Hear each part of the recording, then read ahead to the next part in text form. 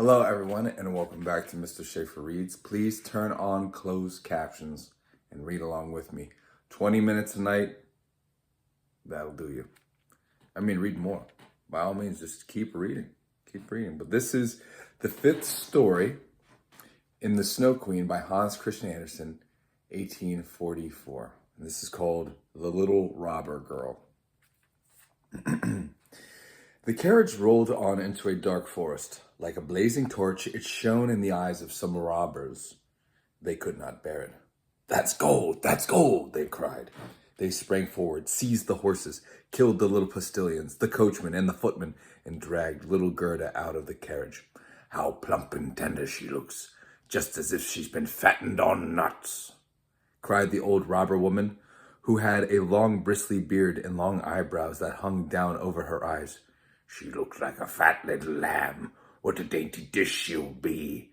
As she said this, she drew out her knife, a dreadful flashing thing. "Ouch!" the old woman howled. At just that moment, her own little daughter had bitten her ear. The little girl, whom she carried on her back, was a wild and reckless creature. "You beastly brat!" her mother exclaimed.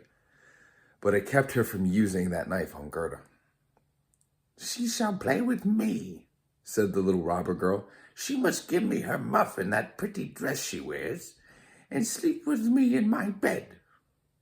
And she again gave her mother such a bite that the woman hopped and whirled around in pain. All the robbers laughed and shouted, "See how she dances with her brat." "I want to ride in the carriage," the little robber girl said. And ride she did, for she was too spoiled and headstrong for words. She and Gerda climbed into the carriage, and away they drove over stumps and stones into the depths of the forest. The little robber girl, who was no taller than Gerda, but she was stronger and much broader in the shoulders. Her skin was tan and her eyes were coal black. Almost sad in their expression, she put her arms around Gerda and said, "They shan't kill you unless I get angry with you. I think you must be a princess." "No, I'm not," said little Gerda, and she told about all that had happened to her and how much she cared for little Kay. The robber girl looked at her gravely, gave a little nod of approval, and told her, "Even if I should get angry with you, I shan't kill you, because I'll do it myself." Then she dried Gerda's eyes and stuck her own hands into Gerda's soft, warm muff that was given to her by the prince and princess. The carriage stopped at last in the courtyard of the robber's castle. The walls of it were cracked from bottom to top. Crows and ravens flew out of every loophole, and bulldogs huge enough to devour a man jumped high in the air. But they did not bark, for that was forbidden. In the middle of the stone-paved, smoky old hall, a big fire was burning. The smoke of it drifted up to the ceiling, where it had to find its own way out. Soup was boiling in a big cauldron, and hares and rabbits were roasting on a spit. "Tonight you shall sleep with me and all my little animals," said the little robber girl. After they had something to eat and drink, they went over to a corner that was strewn with rugs and straw.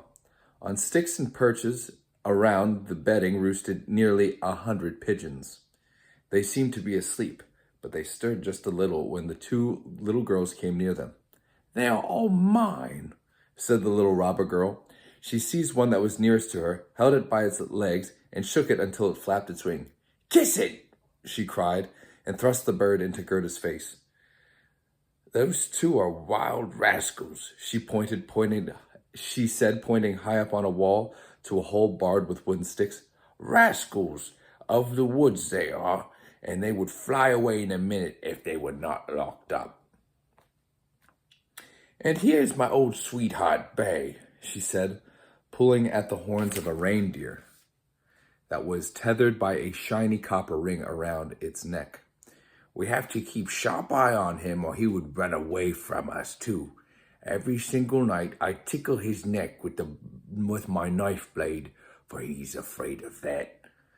From a hole in the wall, she pulled a long knife and rubbed it against the reindeer's neck. After the poor animal had kicked up its heels, the robber girl laughed and pulled Gerda down into her bed with her. "Are you going to keep that knife in bed with you?" Gerda asked as she looked at it, a little frightened. "I always sleep with my knife," the little robber girl said. "You never can tell what may happen. But let's hear again what you told me there before about little Kay, and about why are you wandering through the wide world." Gerda told the story all over again, while the wild pigeons cooed in their cage overhead and the tame pigeons slept. The little robber girl clasped one arm around Gerda's neck, gripped her knife in the other hand, and fell asleep and snored so that one could hear her. But Gerda could not close her eyes at all. She did not know whether she was to live or whether she was to die. The robbers sat around the fire, singing and drinking, and the old robber woman was turning somersaults. It was a terrible sight for a girl to see. Then the wood pigeons said, "Coo, coo, we have seen little Kay. We've seen little Kay." A white hen was carrying his sled, and Kay sat in the Snow Queen's sleigh. They swooped low over the trees where we lay at our nest. The Snow Queen blew upon us, and all our young pigeons died except us. "What is that you are saying up there?" cried Gerda. "Where was the Snow Queen going? Do you know anything about that?" "She's probably bound for Lapland, where they always have snow and ice. Why don't you ask the reindeer who is tethered beside you?" "Yes, there is ice and snow in that glorious land," the reindeer told her. "You can prance about freely across those great glittering fields. The Snow Queen has her summer tent there, but her stronghold is a castle up near the North Pole, on the island called Spitzbergen." "Oh, Kay, little Kay!" Gerda sighed. "Lie still," said the robber girl, "or I'll stick my knife in your stomach." In the morning, Gerda told her all that the wood pigeons had said. The little robber girl looked quite thoughtful. She nodded her head and exclaimed, "Leave it to me. Leave it to me." "Do you know where Lapland is?" she asked the reindeer. "Who knows it better than I?" the reindeer said, and his eyes sparkled. "There I was born, there I was bred, and there I kicked my heels in freedom across the field of snow." "Listen," the little robber girl said to Gerda. "As you see, all the men are away. Mother is still here, and she'll stay. But before morning is over, she will drink out of that big bottle, and then she will doze off for a nap. As soon as that happens, I will do you a good turn, Gerda."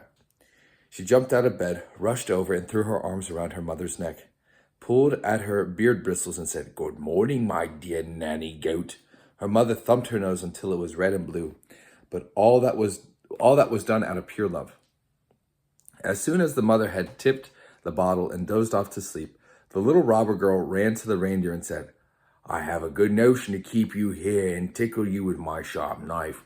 You are so funny when I do, but never mind that. I'll untie your rope and help you find your way outside so that you can run back to Lapland.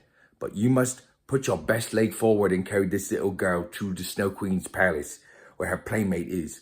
I suppose you heard what she told me, for she spoke so loud, and you were eavesdropping. I know you were, you little eavesdropping reindeer."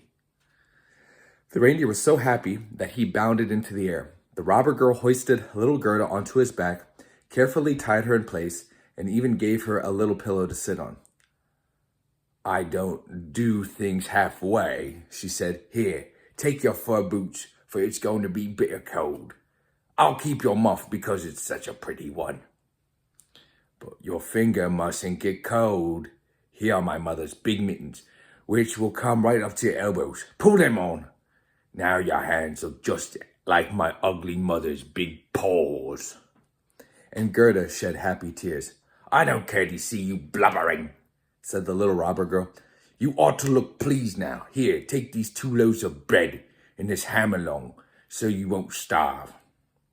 When these provisions were tied on the back of the reindeer, the little robber girl opened the door and called in all the big dogs.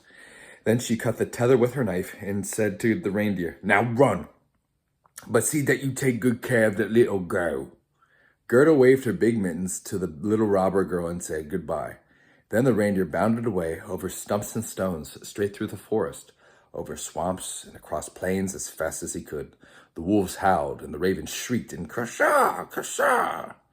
The red streaks of light ripped through the heavens with a noise that sounded like sneezing. "Those are my old northern lights," said the reindeer. "See how they flash?" And on he ran, faster than ever, by night and day. The loaves were eaten, and the whole ham was eaten, and they were in Lapland.